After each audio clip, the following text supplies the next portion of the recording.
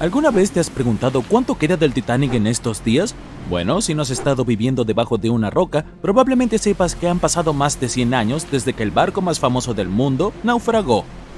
El RMS Titanic, el transatlántico más grande del mundo de principios del siglo XX, se hundió después de su viaje inaugural solo unos días después de zarpar del puerto. El barco chocó contra un iceberg el 14 de abril de 1912, llevándose a más de 1.500 pasajeros de los más de 2.200 que estaban a bordo del transatlántico. Por impactante que parezca, el Titanic tardó más de 3 años en construirse y solo 3 horas en hundirse. Hoy en día, la construcción del barco habría costado más de $210 millones. Fue visto por última vez en la superficie del Atlántico a las 2:20 de la madrugada, y durante muchas décadas nadie más lo volvió a ver. No fue hasta 1985 cuando el oceanógrafo Robert Ballard descubrió el paradero del barco, y algunas partes del Titanic volvieron a ser visibles. Uno de los primeros descubrimientos realizados por la expedición de Ballard fue que el barco se partió por la mitad antes de hundirse. Las primeras misiones exploratorias al fondo del océano, donde ahora se encuentra el Titanic, solo podían ver el casco y la cubierta del barco. Según Ballard, el objetivo principal de esta misión era comprender cómo evitar que las ruinas se deterioraran. Otro objetivo era recuperar la ingente cantidad de objetos personales esparcidos por el fondo marino. El explorador dijo más tarde que la vista allí abajo era tan impactante como conmovedora. En el campo de escombros que había alrededor del naufragio, el oceanógrafo descubrió muchos objetos pequeños y artículos personales, y llevó unos cuantos a la superficie. Había zapatos, algunos más elegantes que otros, piezas de ropa que pertenecieron a la tripulación, y también estaban las enormes hélices. Si en la superficie resplandecían y brillaban, en el fondo del océano estaban incrustados en la arena y cubiertos por ella. Ballard señaló que el área donde se esparcieron los utensilios de cocina medía más de 1,6 kilómetros de largo. Había suficientes platos, ollas y sartenes para llenar toda una cocina industrial. Por primera vez, la secuencia de animación en 3D revelan imágenes emocionantes. Las simulaciones muestran la evolución del Titanic desde que zarpó en 1912 hasta el estado actual de sus ruinas. Pero las simulaciones no fueron suficientes para el explorador de aguas profundas James Cameron, quien imaginó viajar al corazón del naufragio por primera vez en la historia del barco. Sí, el mismísimo James Cameron, que resulta ser el director de la famosa película sobre el transatlántico. Ya ha buceado 33 veces para visitar los restos del Titanic. Aquí tenemos algunas curiosidades divertidas para ti. El director dice que su verdadera pasión siempre ha sido el océano, y que desde niño quería estudiar el mar. Dirigir, digamos, resultó ser su trabajo diario, y cuando apareció la posibilidad de dirigir Titanic, dijo que sí, solo para poder ir a ver las ruinas del barco en la vida real. Ahora volvamos al naufragio. Según James Cameron, no fue suficiente que los investigadores accedieran solo al exterior del barco. Necesitaban entrar, analizar y fotografiar lo que quedaba de los pomposos interiores del otrora transatlántico más grande del mundo. Cameron pilotó un innovador vehículo robot equipado con cámaras. Ayudó a revelar espacios en el Titanic que nadie había visto antes desde que el barco tocó fondo.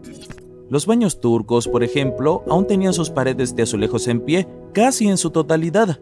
Estos baños eran exclusivamente para los pasajeros de primera clase. Estaban situados juntos a la piscina y el comedor de tercera clase y fueron diseñados en el estilo morisco.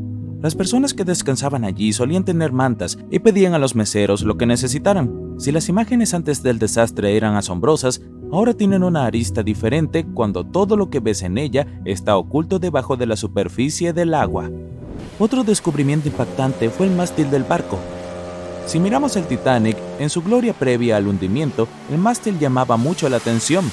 Situado en la proa del enorme barco, el mástil mantenía unidos los cables de transmisión del sistema Marconi, un sistema de telegrafía inalámbrica. Allí también se encontraba la bandera mercante británica que ondeaba en el Titanic. El mástil estaba a una altura de un poco más de 30 metros y estaba equipado con un nido de cuervo. Hoy en día, el mástil está irreconocible. Invadido por la corrosión, se derrumbó.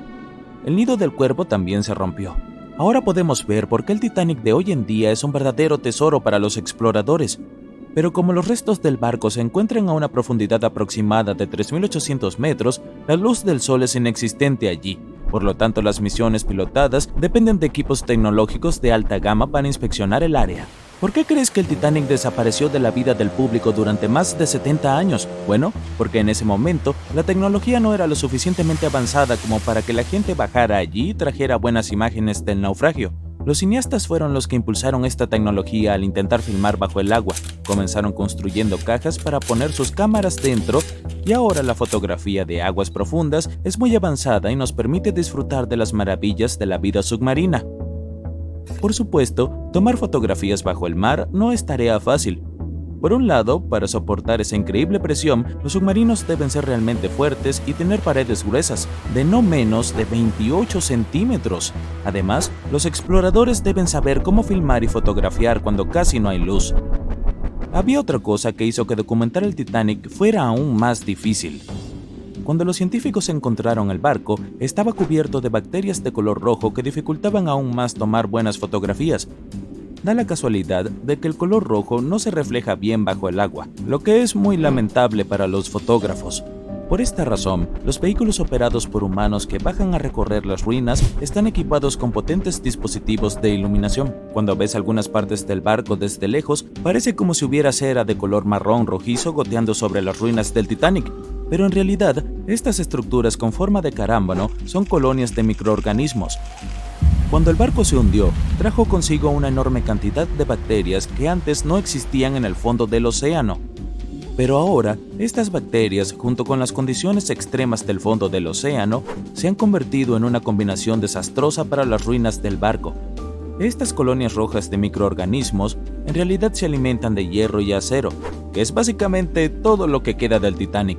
Algunos de estos microorganismos son unas bacterias llamadas Holomonas titanicae. Pueden comer hasta 100 kilogramos de hierro por día. Esto hace que el Titanic sea una fuente de alimento colosal para ellas.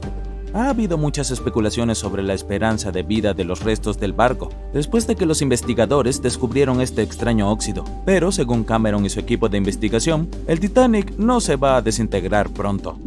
En una de las últimas expediciones a la zona del naufragio, se financió un vehículo pilotado para identificar específicamente un camarote. Perteneció a un pasajero muy importante, Sir Benjamin Guggenheim. Sí, como el museo. Guggenheim era hijo de un magnate de la minería y miembro del grupo de élite que abordó el viaje transatlántico del Titanic. Nacido en Filadelfia, Guggenheim viajaba de regreso a Estados Unidos, pero como todos sabemos, nunca llegó a su destino. Con un precio que oscilaba entre 400 y 800 libras en 1912, que es el equivalente a 84,000 libras hoy en día, se podía reservar un alojamiento que se llamaba camarote. Los camarotes del Titanic eran el tipo más lujoso de habitaciones de primera clase. Estaban ubicados en las cubiertas B o C y estaban decorados en más de 11 estilos diferentes, como jacobeo, georgiano, renacimiento italiano y la lista continúa. Estas habitaciones estaban llenas de paneles tallados y marcos hechos de maderas exóticas, como caoba, roble, etc. Guggenheim ocupó una de estas lujosas habitaciones y 100 años después, uno de sus descendientes financió toda una misión solo para localizar el camarote exacto en el que se había alojado el hombre. Esta expedición se convirtió en un documental para National Geographic y lograron identificar qué camarote era el de Guggenheim, así que felicitaciones para ellos.